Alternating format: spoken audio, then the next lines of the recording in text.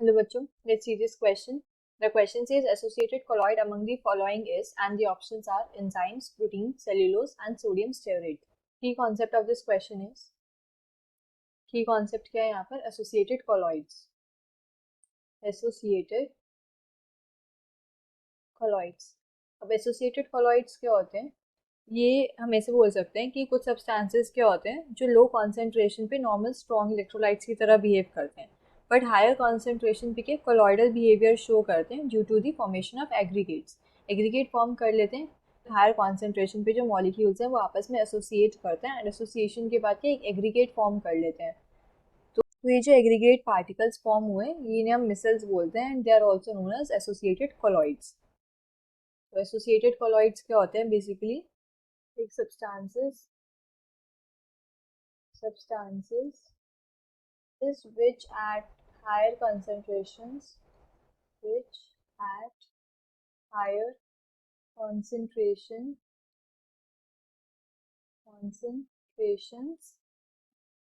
exhibit colloidal behavior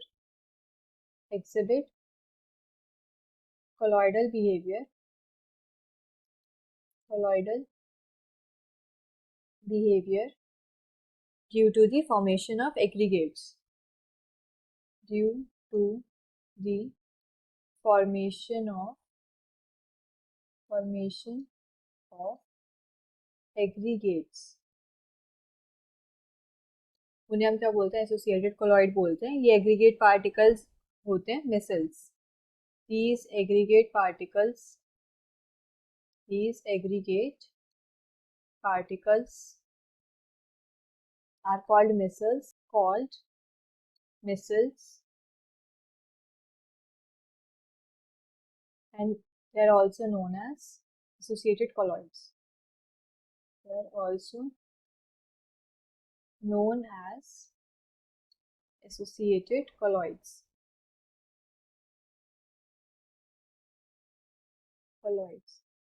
ठीक है.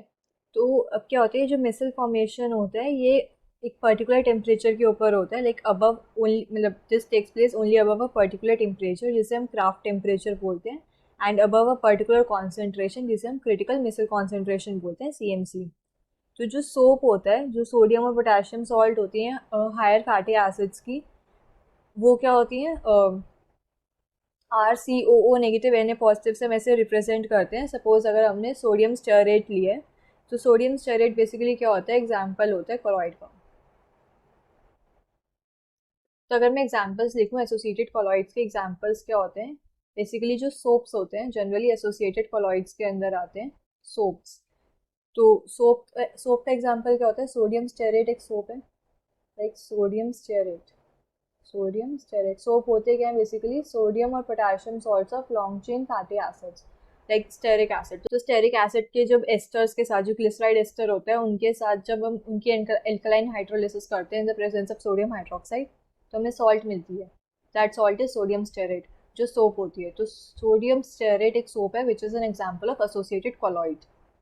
बाकी जो हमें ऑप्शंस में गिवन है, एंजाइम, प्रोटीन, सेल्यूलोज, ये सब के मैक्रोमोलिकुलर कोलॉइड्स के अंदर आते हैं. So these are the incorrect option. The final answer is option D. Hope you understood this well. Best of luck.